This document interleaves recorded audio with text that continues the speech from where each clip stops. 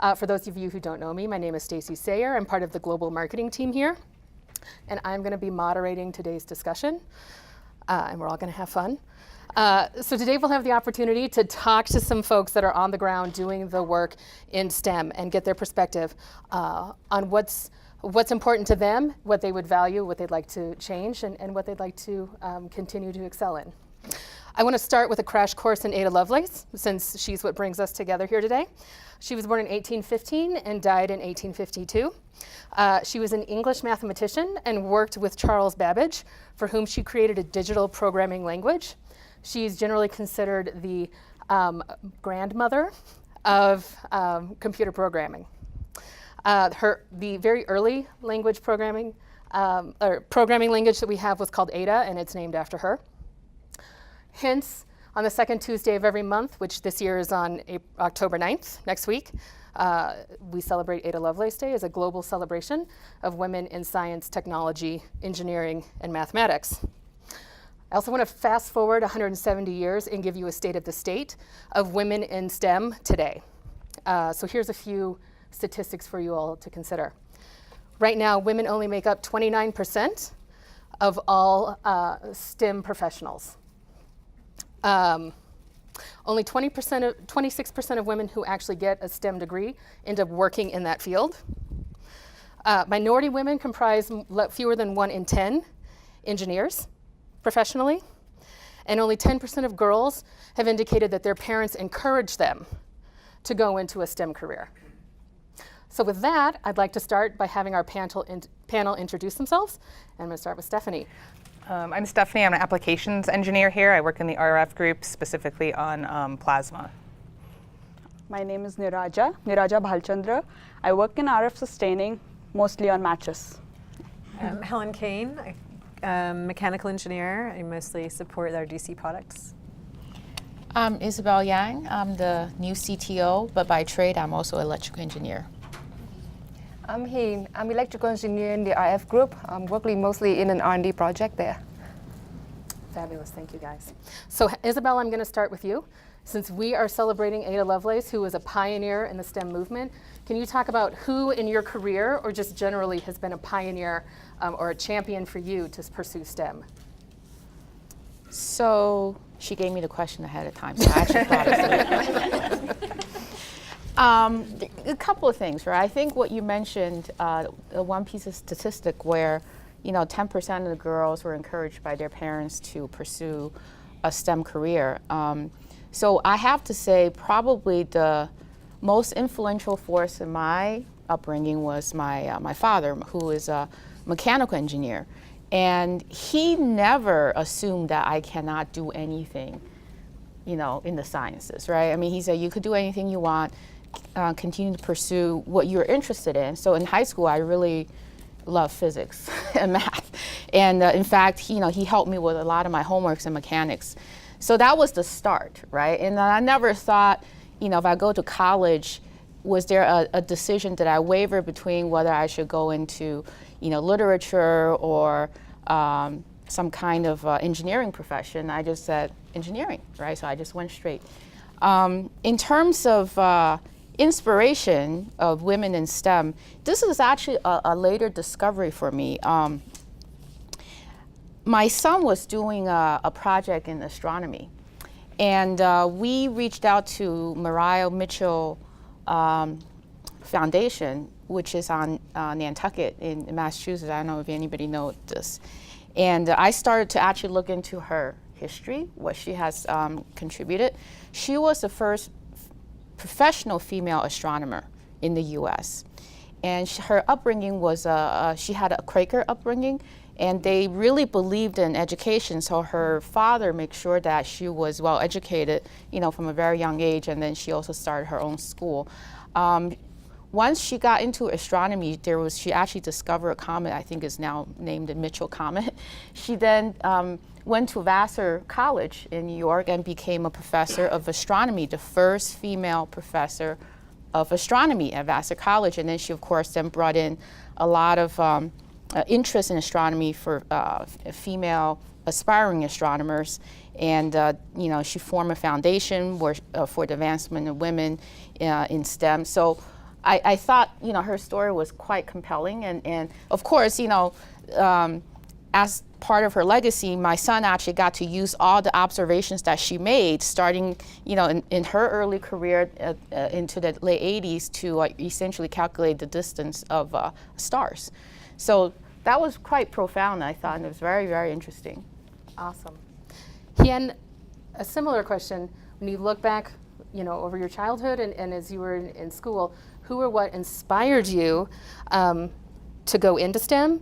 And was it an early, kind of an early childhood revelation, or did it come later on as you were looking at your career trajectory? So I has always been, pretty good at math and physics, but I was competing in physics, and it's kind of lonely at the same time because I was only the only girl in the team. So when in high school, I need to decide what I should go for college. And my girlfriend say, oh, let's just go to business school with us. But my heart say, hey, but I can do, math. And then one time, there was like a month of competition, robotics competition in TV. I'm like, whoa, this is cool. So it's kind of nailed it. I say, I really want to make a robot, and I want to go to school and make it work. So that's how it started. Nice. And I actually went to a robotics competition. And we won, and I'm like, yay! So I think, sometimes just one event really changed your lifetime, and along the way, there are a lot of engineers who tell me, oh, this is a cool project, and just listen to some inspiration, and then I know that this is the right choice. So that's how it starts. Nice. Helen, talk to us about what the greatest challenges that you faced in your career today. I think that biggest thing when I started, and I think all new engineers, probably men or women, doesn't matter who you are, is being heard. And I actually had more trouble with that even when I was older, maybe than some other folks. But I learned along the way that there's a few things you can do to be heard more so than others. And one of them is to be confident. A lot of times, especially women, we have this tendency to go, well, I think maybe it's that. And if you go to the table with, I think maybe it's that, no one is going to listen to you. You really have to believe what you're saying, and you have to make it, even if you do, it's not rude to say it really is this. And it took me a long time to figure that out. And so that was a big challenge, just how to be heard by the people at the table. But there were lots of ways, like, okay, well, everyone's going to listen to this guy, so I'm going to convince him first outside the room, and then he can bring it to the table, and that worked. I want them to listen to me. Yeah, so I'll just tell you, and then you can just shout it out. But if you knew, so I would find out, okay, well, this person is well heard at the table, so I'll talk to that person, and then explain what my result was or whatever it is I'm trying to get across, and then they would bring it up for me, or they would back me up if I said it. And that was really helpful in being heard. But I'd say that was probably the most difficult thing, was how to get your voice out there. So I'm curious, does that resonate with anybody else? Do you feel like when you're in particularly, high stakes situations, and I'm going to ask for a show of hands, you have trouble sometimes feeling heard? Really? Nobody in the audience feels like they're heard. Okay. Yeah. Both. That's certainly the same thing, right? Awesome. So Stephanie, what do you think are some of the barriers that discourage women from pursuing a STEM career? So I'm not a sociologist. I'm just a woman who's in STEM, and that's what I've been. So, but I think the gender disparity we see in STEM is not in a vacuum separate from the rest of our culture and society. We already have, the teachers that teach your children frequently have predisposed notions of who's good at math and who's not. And so starting from young ages, you have a social structure that's still imposing expectations and recommendations on how children are taught, especially along gender lines. And so we see that manifest in the gender disparity in STEM, and certainly since we're in STEM, pushing to be more inclusive and more supportive is one piece of that. But we don't just do that at work and then go home and stop thinking about how we engage with gender dynamics with our children, with our neighbors, with our parents. So I think a lot of the barriers are still cultural and the assumptions from young ages of what, my parents were very good about encouraging my sister and I to do whatever we wanted, but that's only so much of the hours of a day, and then you end up in classes with other students, with other teachers that are already making assumptions. So it's sort of a lifelong process, but I think still the cultural push is some of the biggest barriers. Does anybody have anything to add when you think about what may be a big barrier to women entering a scientific or technical background? So in this case, it's really, really important that your parents encourage you. Because I've seen, even in my internships, that I've seen men bring their sons to work just so that they get a feel of how engineering is or how STEM works. But I've never seen them bring their daughters to work. I mean, this is strange. Encouragement starts at family. You should encourage your daughters the same way you do your sons. So, yeah. That's great. Helen, did you want to say something? I don't really have anything to add. I think Stephanie pretty much covered. I mean, it's a big societal thing. I do know that when I was in college years and years ago, there was 11%. So we're better now at 29. That's a huge improvement. Yes. But we did a study because we had 24 from University of Maryland, where I went to school. We had this huge push for trying to get women. And so they were all excited. They had 24% the year I started. Wow. We graduated 11, the same 11 they had before. And they were like, what are we doing wrong? And it was kind of interesting that what they found out in some of their studies was that women weren't willing, all 11% of us that graduated were in the top of the class. And there weren't any C students graduating with engineering degrees that were women. And it turns out that they weren't willing to get C's. It was just too much work to get a bad grade. They would just leave because the societal pressure for them to stay was much less. There weren't any dads out there or moms out there going, you've got to be an engineer. But some of my guy friends actually had that problem. And they were like, yeah, I hate it or I suck at it, but I got to stay. So there's a kind of a different picture. Like it's more of a question of why are there so many guy engineers? Yeah.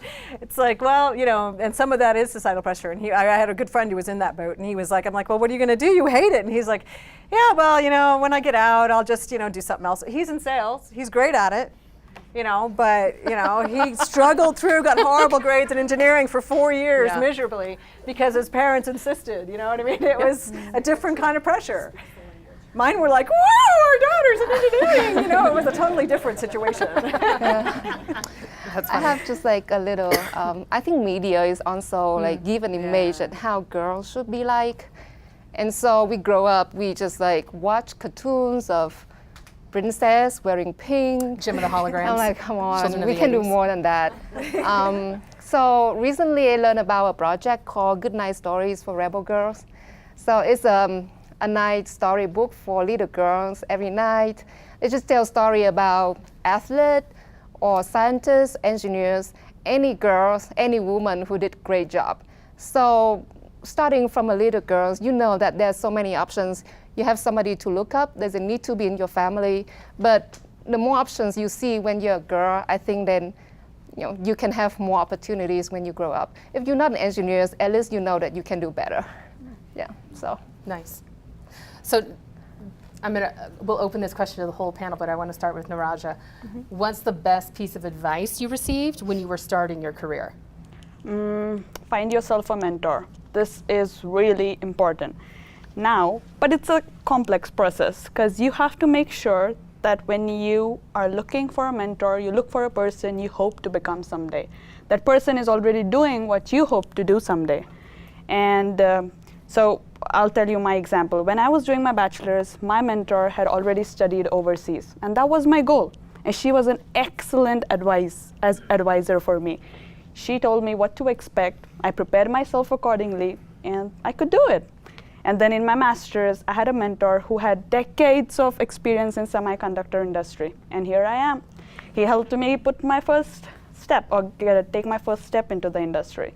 So it's important, and you should have a mentor. Look for someone who will help you get to where you want to be. So. Anybody else? Best piece of advice? I mean, certainly one very useful piece of advice was from a professor that actually got me into physics. When I left high school, I hated physics and was sure I had no aptitude for it, and I put off taking it. But I had a really passionate professor who anyway, I became a physicist. But one of the things that she told me along the way was like, don't be afraid to be wrong. And it's, you know, especially like if you're the only person in a room who looks like you, and there's already an assumption that, you know, culturally or not, that you have to be better just to be heard. Sometimes it's easy to just not say things, and then you end up never saying things. So sometimes just letting myself sort of jump in and say, all right, like if this is stupid, somebody who knows better will say so, but I'm gonna ask this question, I'm gonna say that. And having space to not have to be perfect gave me so much more room to learn and to contribute, especially starting out. I was going to say, in addition to a mentor, from a career perspective, you need a sponsor. That's extremely important, right? That could help you in pushing your career forward, right? With understanding, knowing where you want to be, right? You kind of have to know yourself where you want to be first before you go find that sponsor. Isabel, did you have a sponsor?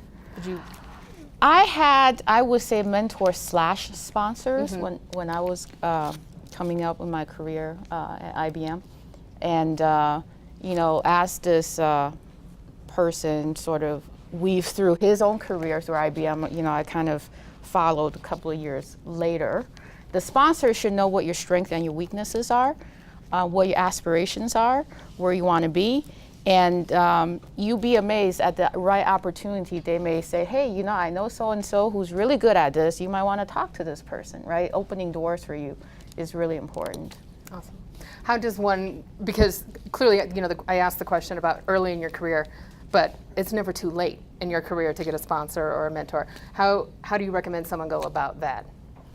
Well, you know, even when I had a sponsor, it was not a formal process. It's not like we have a sponsorship program. It's really establishing the relationship with a leader that you feel comfortable with, right? And initially it was just dialogue. Like we didn't even have anything formal. I just, had a bad day, can I call you and talk to you, right? And then we would talk.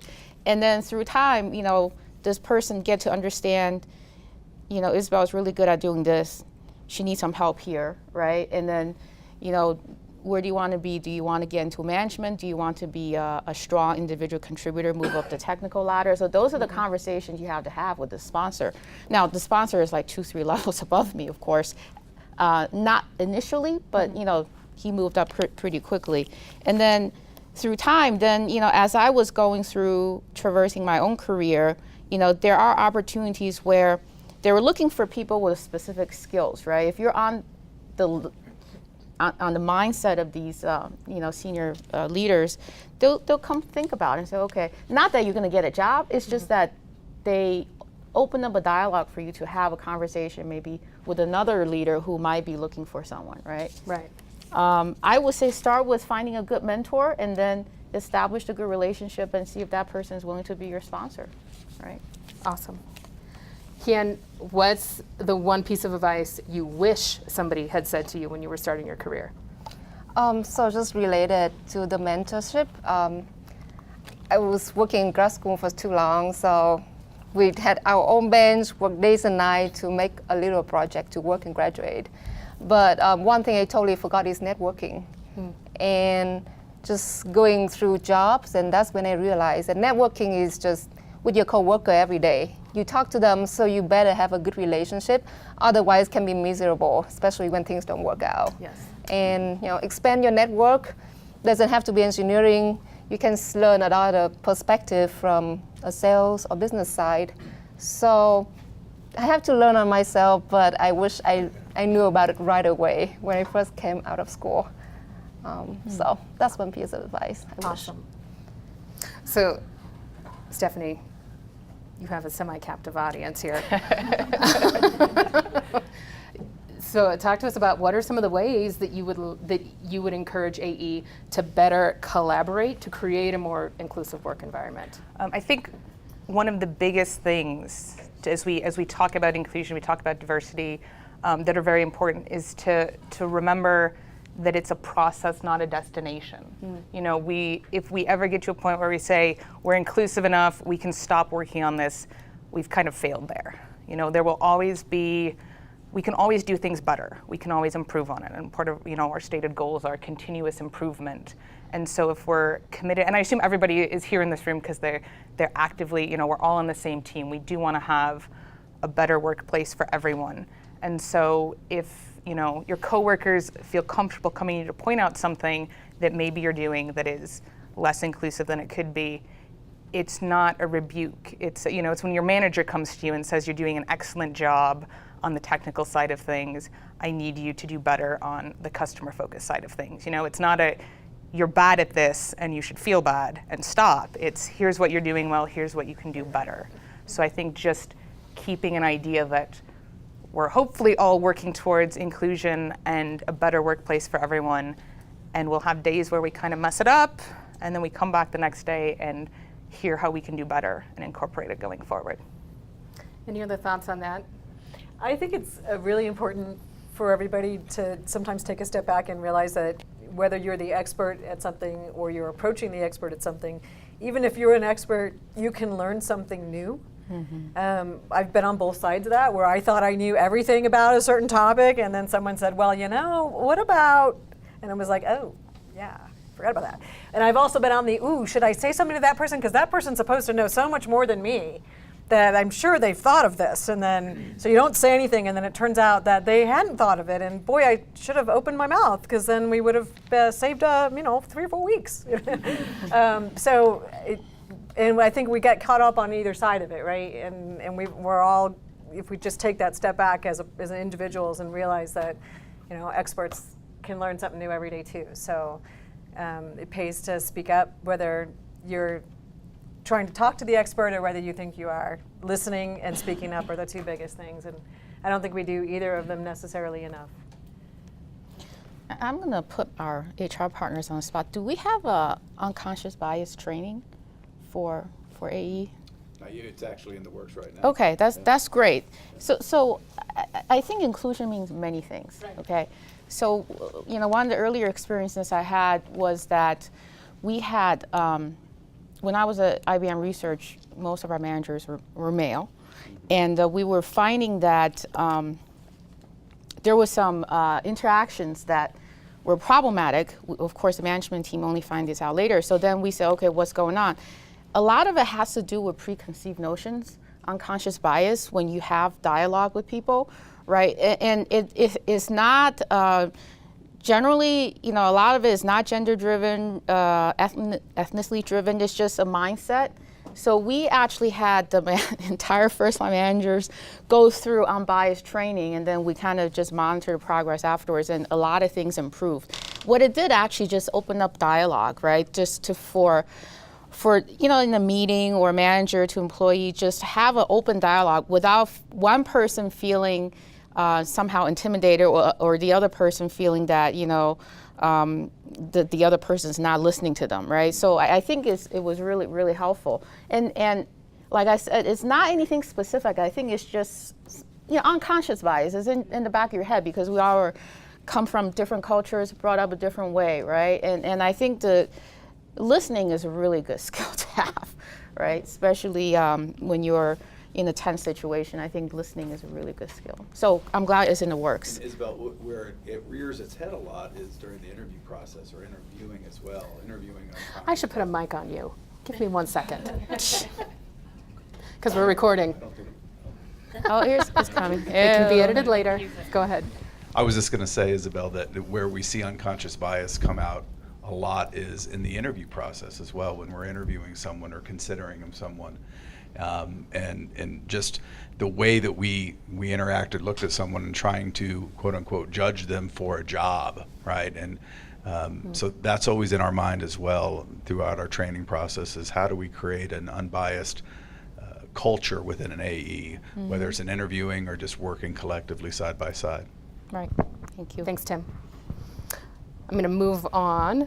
Helen, we talk a lot about what men can do to create a better working environment for women.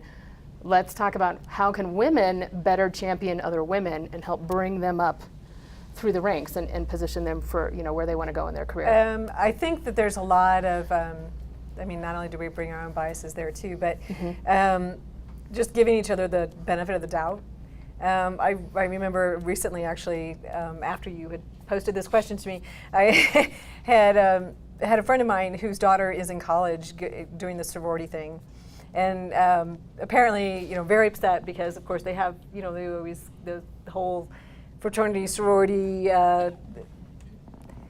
hazing thing that's not supposed to happen anymore, but it still does. And she was all upset because, of course, the people that are doing that, doing the hazing are the people who went through it themselves, and it was hard for me and it sucked for me, so it's going to suck for them too.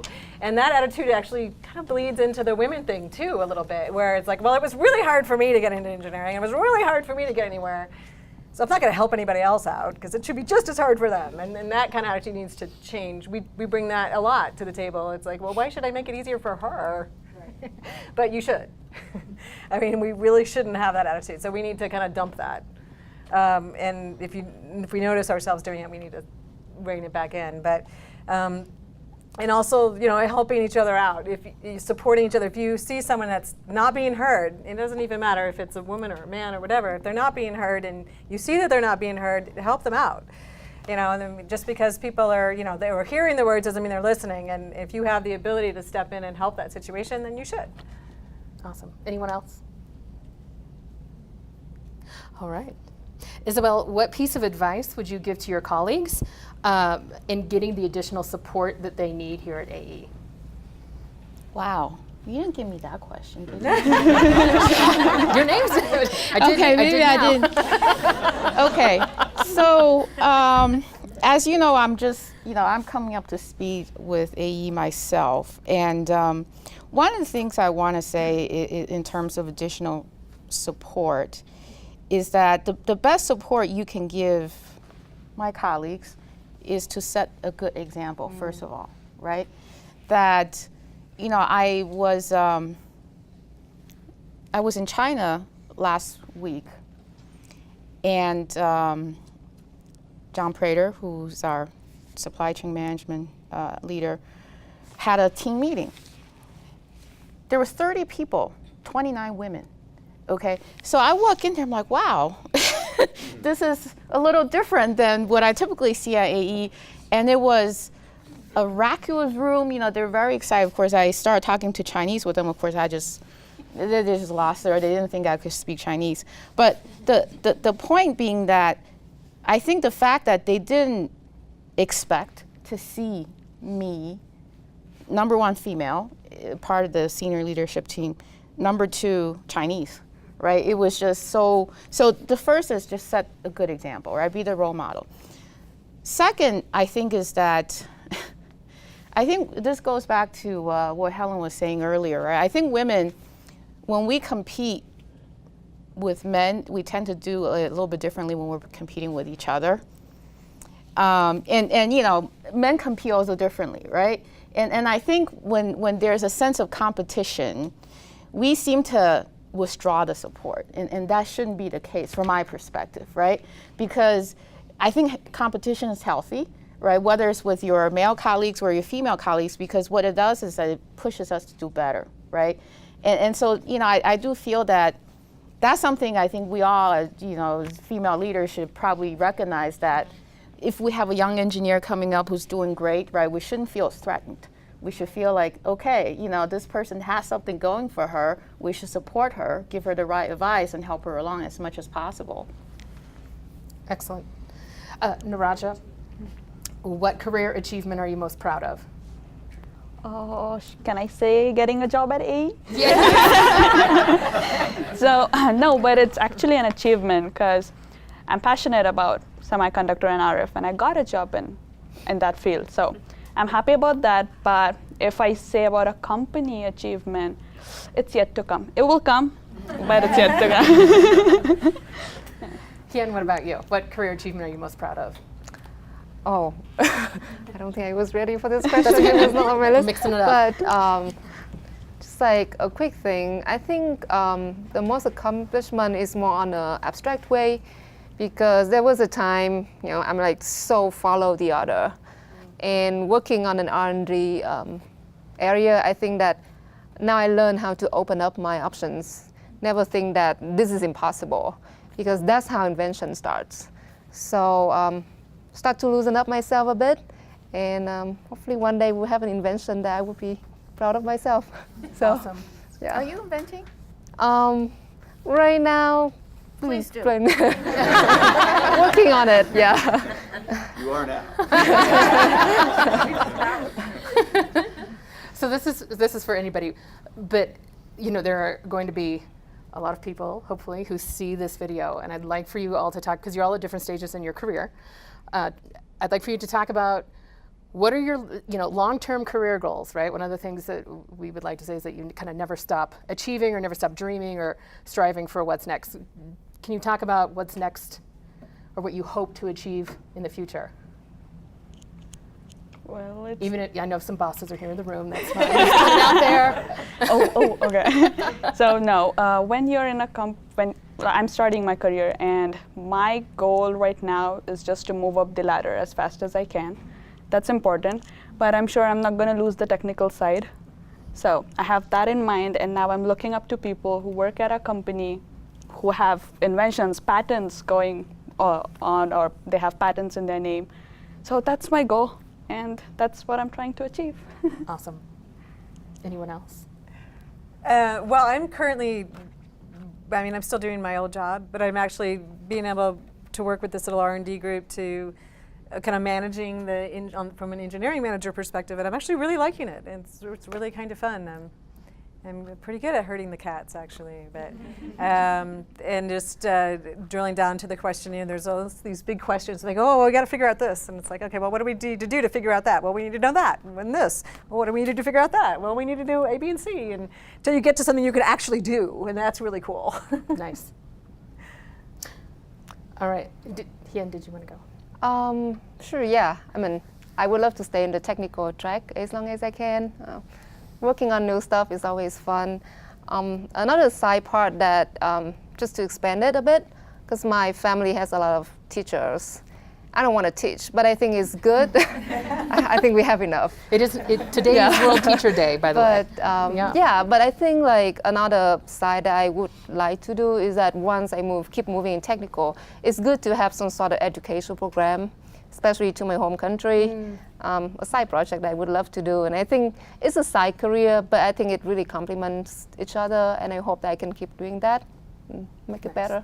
So, yeah. Awesome. Okay, last question before I turn it over to Q&A.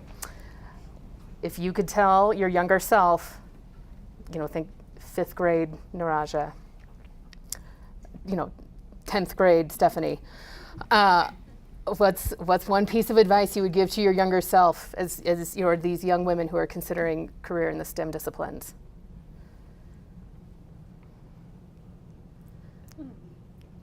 Stephanie, I'll start with you. Well, I wish somebody had told me earlier that it's difficult for everybody, and it was, again, one thing that one professor that really kicked me into physics got me is I was in an upper level physics class and I was struggling with this quantum mechanics, and it's really, and I wasn't sure if I was struggling with it because I wasn't good enough, like there's sort of that voice in the back of your head sometimes, and she was like, look, quantum mechanics is hard for everybody. It's not just you. And especially like if you've gone through high school and things came very, very easily to you, like there's a point that you sort of hit where they don't come easily anymore. And if you don't necessarily have somebody saying like, it's okay to struggle, it doesn't mean you're stupid. It means you've come to the hard part. And just because it doesn't come easily doesn't mean you're bad at it. So I wish somebody said like, the struggle is perfectly okay. Like what matters is that you keep doing it. If it doesn't come easily, you just have to work harder at it. Is it me? Sure. It's my turn? Okay. Right down the road, yeah. Okay, so have fun. I think that's the main thing. You will never know, or I'll say you will know at some point what you want to do, but until then, just explore different things. You never know what will inspire you, like she said, like you said. So it's important that you just keep going, try different things. You'll like something, you'll be best at something, and go ahead. Yeah, that's it. Helen? Oh gosh, probably just believe in yourself and speak up. I know that can a lot of times be a big problem, is you're afraid to ask the questions. So it's like, well, I don't really know if I want to do that. Then I don't know anything about that. But so, just ask, because you're not going to learn anything if you don't. Right. There are no stupid questions, just ones that don't get answered. I think the only thing I would tell myself is don't try to be such a perfectionist. Because I think women, we try really, really hard. Like everything has to be in place, right, before we even take the next step, right? I think 80%, 90% is probably good enough. 80-20. So funny. Oh, all of the good answers are there. Actually, I would tell myself to have fun too. Yeah. I think it's important, especially when you know that you choose a hard career path. You can only do it if you have fun.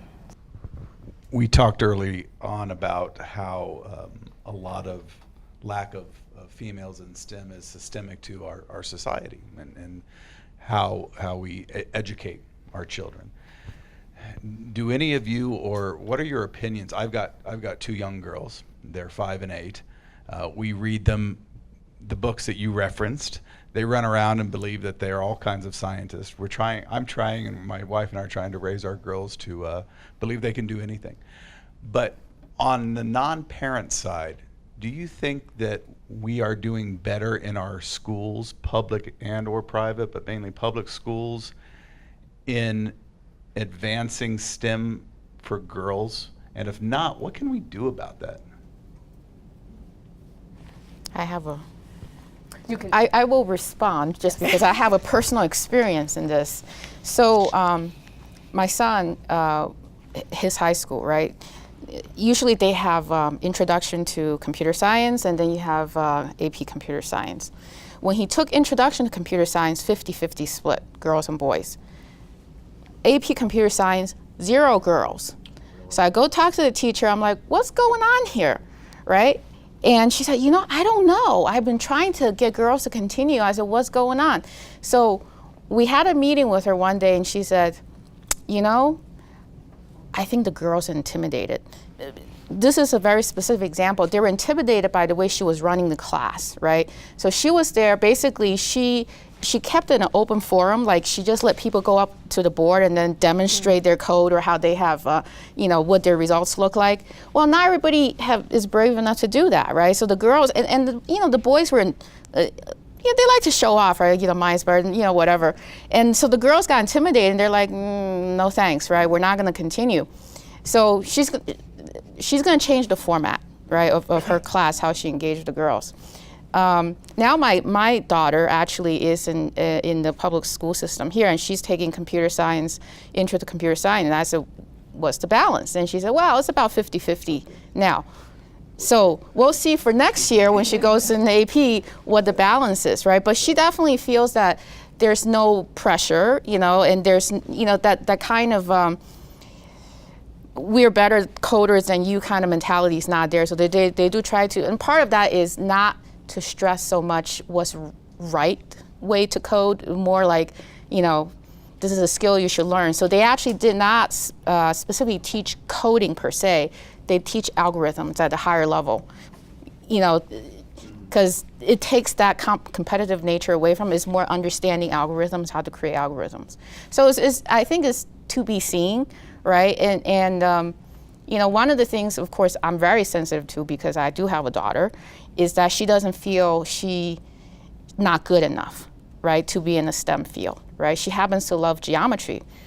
Well, if you like geometry, it's really good for computer science, right? And so we're like, yeah, go ahead and pursue that. See how you like it, and then keep going, right? And then encourage them to, I guess when your girls get older, clubs, right? It's same thing with, like a math league and those kind of clubs. You have like mostly boys, right? But if they're really good at it and they love it, is that, okay, they may not be the top person in the club, right? But if they enjoy it, just let them keep doing it.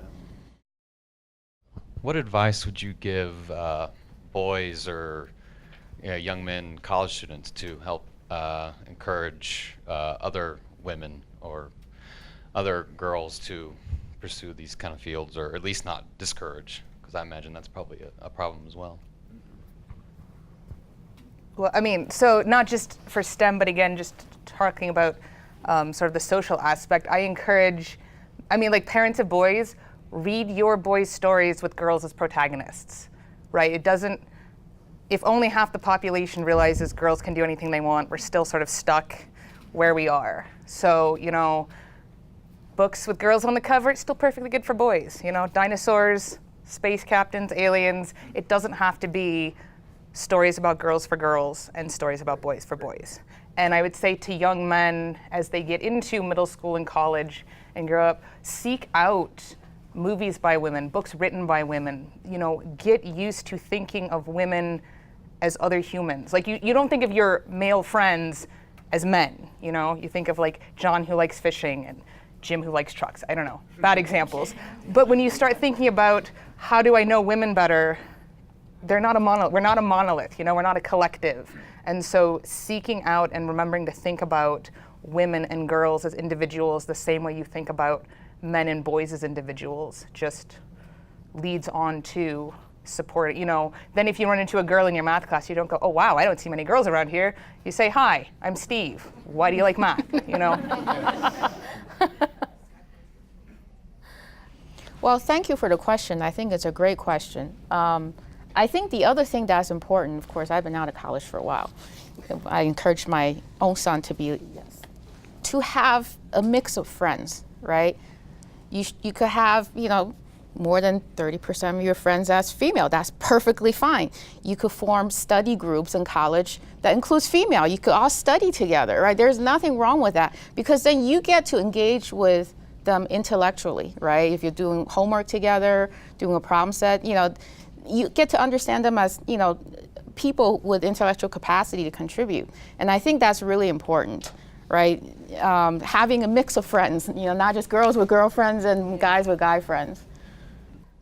Hi, this is for Isabel. I'm just curious, as you've moved up more, you know, into the ELT and SLT, have you found that the challenges have changed from, you know, just say early in your career or middle management?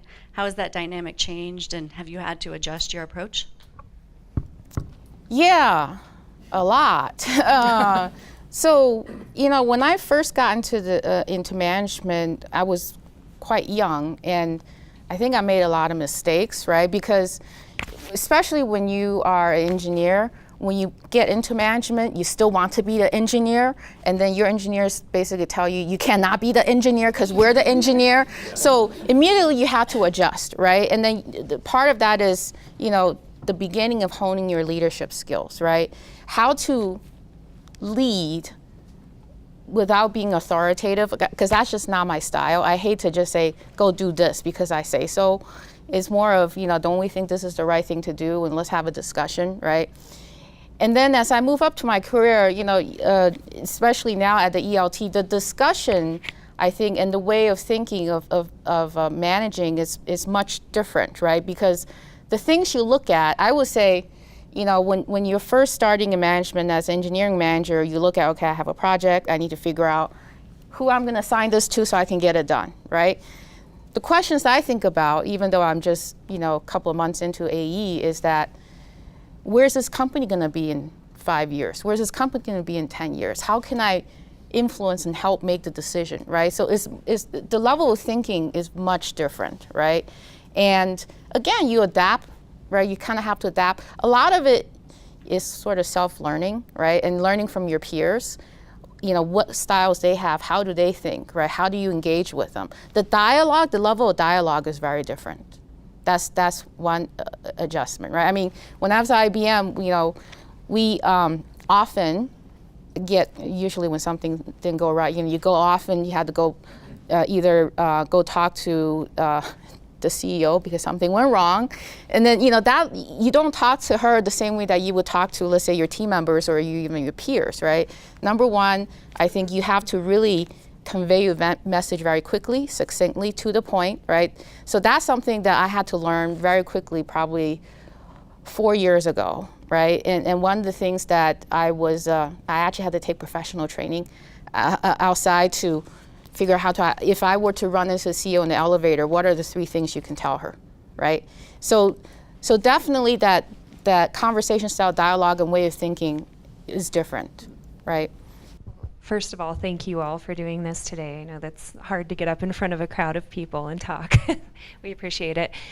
You all talked about how you helped yourself further your career, but one question I would have is for the group here, men and women, how do you think we as an organization can help ensure that women are included and have a voice at the table?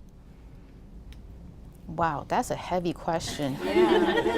She said one more. That's right. We're going to end with a bang. We're out of time. No.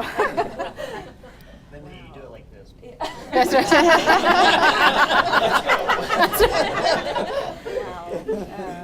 What could you do better? Yeah. Actually, I don't think that's a question just for the panel. I think that's a question for all of us in the room, right?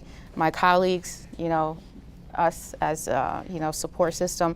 I think we need to all think about how do we get more women at the table, not because we want a certain number, because we respect their intellect and we know they can contribute, right?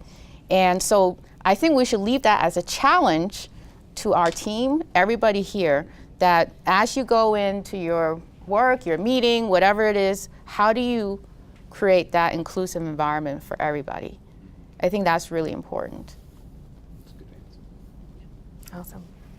Anyone else? That's a hard act to follow, I know. It's a good challenge. All right. Well, folks, thanks for coming today. I want to thank the WLF for helping sponsor and put on this event. And of course, I would like to give a round of applause to our panelists for being generally amazing.